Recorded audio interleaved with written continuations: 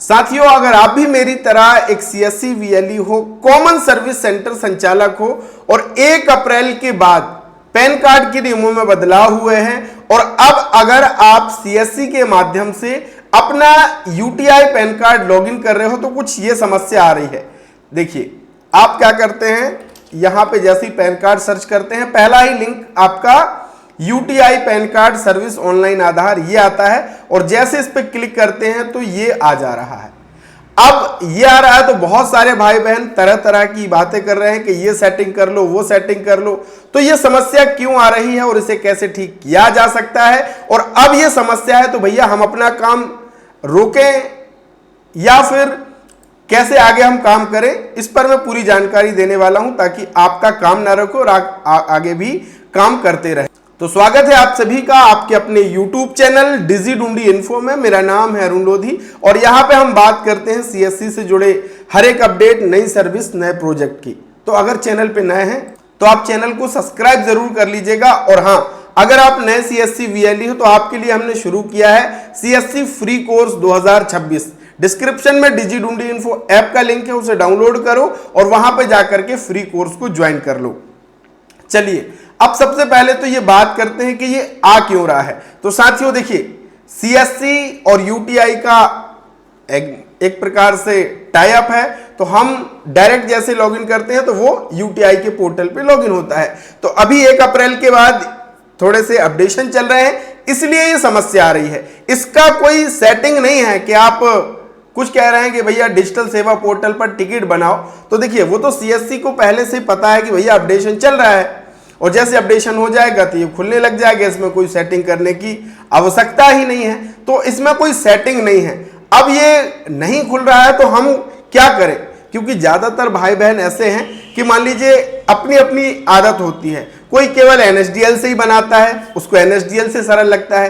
कोई यूटीआई से बनाता है क्योंकि यूटीआई का प्रोसेस उन्हें सरल लगता है। तो ये सबकी अपनी अपनी चॉइस है। अगर आपकी चॉइस है कि भैया देखिए अभी एनएसडीएल से तो बन रहा है लेकिन माइनर बनाने में थोड़ी सी तकलीफ होती है, तो अगर आप चाह रहे हो कि यूटीआई से ही बनाना मुझे आसान लगता है और जब तक ये सीएससी का पोर्टल लॉगिन नहीं हो रहा है, तो आप एक और काम कर सकते हैं। क्या? उससे पहले एक चीज और मैं आपको बता दूं कि अगर आप एक्स्ट्रा अर्निंग करना चाहते हैं तो आप अपने सेंटर में पीवीसी कार्ड प्रिंटिंग का काम भी शुरू कर सकते हैं। बहुत ग्राहक आते हैं जो कहते हैं कि हमारा आधार कार्ड पीवीसी में बना दो, हमारा वोटर आईडी पीवीसी में बना दो, ड्राइविंग लाइसेंस डुप्लीकेट पीवीसी में बना दो, हमारा आरसी कार्ड बना दो, यहां तक कि पैन कार्ड आपके मेल पे आता है। उसको कहते हैं कि भैया वो पोस्ट ऑफिस से कब आएगा, आप तो तुरंत पीवीसी का अगर बनता है तो बना दो।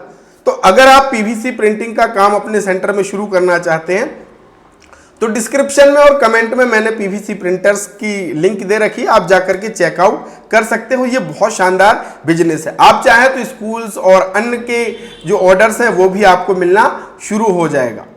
अब चलिए, अब एक नया तरीका मैं आपको बताता हूं। जब तक ये समस्या आ रही है, आपका काम ना रुके, तो आप डायरेक्ट यूटीआई के पोर्टल से भी पैन कार्ड अप्लाई कर सकते हो। ये डायरेक्ट यूटीआई का पोर्टल है और यहां पे जब आप आ जाएंगे, यहां पे आने के बाद आप यहां पे देखो, आपको सारी चीजें मिल जाएंगी। यहां पे सब कुछ, pan card apply, Indian citizen, pan card correction, download, reprint, है ना, सारी चीजें आपको यहां पे मिलने वाली है। यहां पे आप क्या करेंगे, पैन कार्ड अप्लाई पे क्लिक कर देंगे। जैसे क्लिक करेंगे आपको ये इंटरफेस देखने को मिलेगा।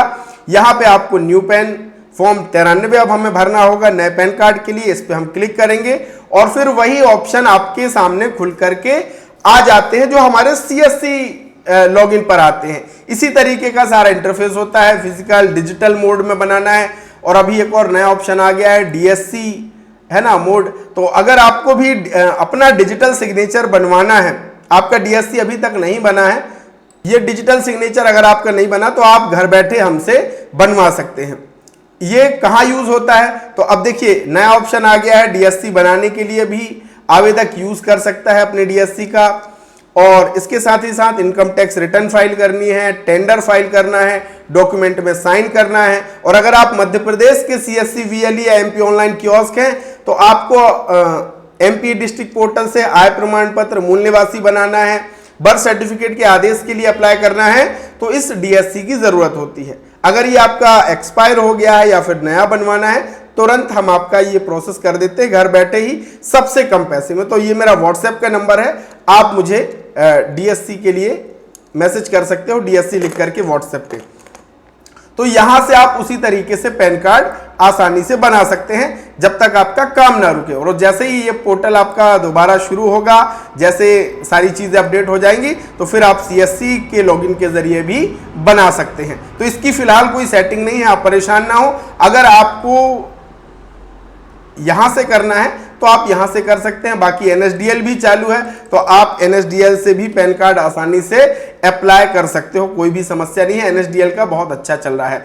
आप किस स्टेट से हो और आप पैन कार्ड सर्विस पे वर्क कर रहे हो नहीं, कमेंट में जरूर लिख देना। बहुत बहुत धन्यवाद। Thank you so much.